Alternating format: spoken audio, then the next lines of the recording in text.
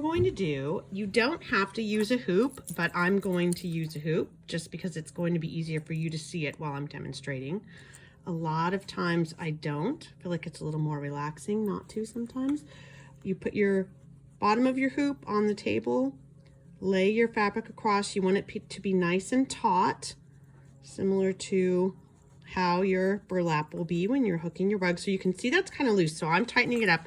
And then what I do is I give it a little pull all the way around.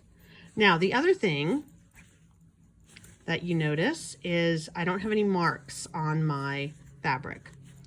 A lot of times I just like to go where I'm gonna go when I'm quilting or embroidering, but you can make a mark. We have these friction pens. You can use these. They come off with heat.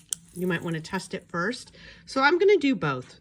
We're going to do 3 stitches. Here's a mark. One will be not following and one will follow the mark.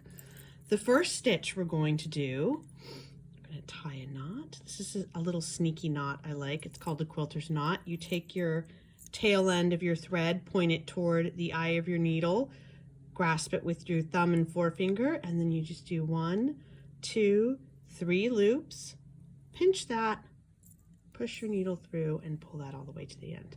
You don't have to use that knot. It's just a nice little knot to have in your repertoire.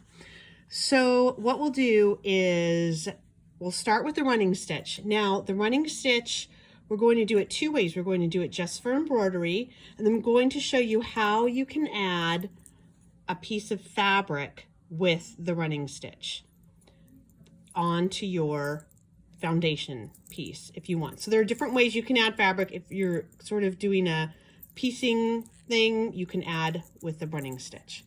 Okay, so you're going to come up from below, and this is really the only time I like to spend time underneath is when I'm bringing my thread up. And you're just going to go in, and I keep a finger underneath and I pop up. Usually like to do my thumb, but down and up. And you're loading your stitches onto your needle. Down and up. So it's a rocking motion.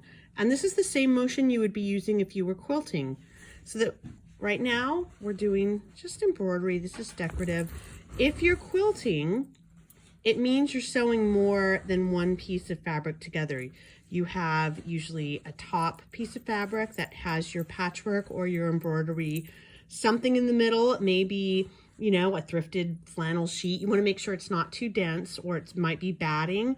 And then you have a third layer, which would be your bottom of your quilt. But right now we're just embroidering. So this is your running stitch. You make your, I always like to think, now this is where your stitch language is going to come in.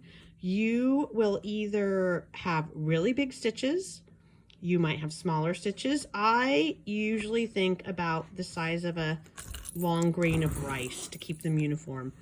And it's also that this is where I feel like I can tell what kind of a day I'm having, is if I'm having like a kind of, ooh, I feel good today, everything's going along, I'll chug through my stitches all look the same way. If I'm feeling a little bit flustered and chaotic, my stitches might look flustered and chaotic, but that's okay, because this is all about just being who you are with your stitching. Okay, so that's your running stitch. Now, if I wanted to add a piece of fabric, I would take my fabric, I would lay it face down, and then I would take my running stitch across the fabric. Down and up, down and up, down and up. And then you're just going to pull, a little tricky, sorry, slippery.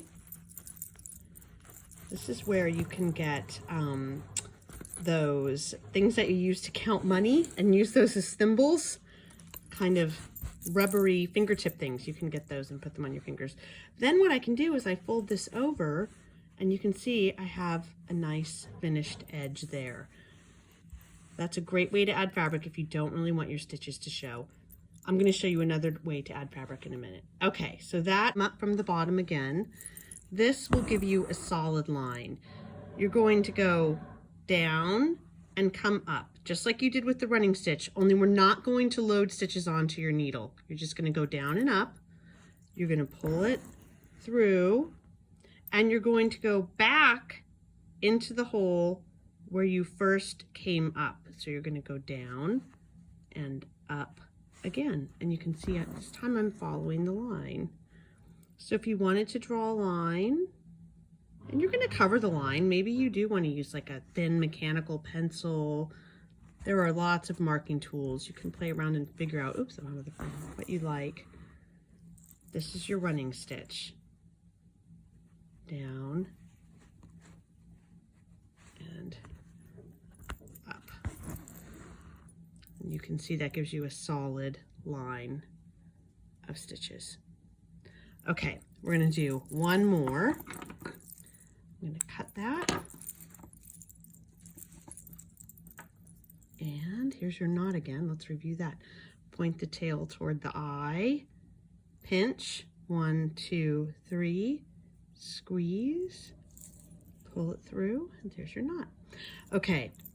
If I wanted to add a piece of fabric and I wanted to see my stitches, I could either have a raw edge, which is where the edge is not turned under, or I could fold this edge over and hold it like that. You can use a pin, might come in handy here. I'm just going to do the raw edge just so that gives you the freedom to feel like you can do a raw edge too. Usually I do a raw edge if it's something that's going to maybe hang on the wall or not be washed a lot. If I was doing something that I wanted to throw in the washing machine, I'd do a finished edge. So that's held there. Now, I used to do applique and try and hide my stitches. I don't do that anymore. I'm going to come up. I'm going to come off to the side, go in, and come up again. And I'm going to try and come up next to the stitch I did. Or maybe you do one long and one small and one long and one small. You can do all different, sort of a decorative. You're really letting these stitches show, and you're just wrapping around the edge. Mine are getting a little wonky, but that's okay. You can keep them straight. You could also kind of come at like an angle if you wanted to.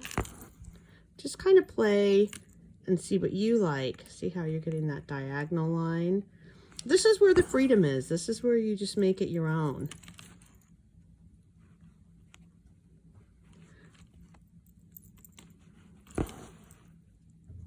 And you can see that's holding this down. So you can just keep attaching. You could sew this one on like this and then add another piece to the other side where maybe you have a folded edge. It's all up to you. It's very improvisational. And those are 3 stitches that you now know, and you can start your mindful stitching journey.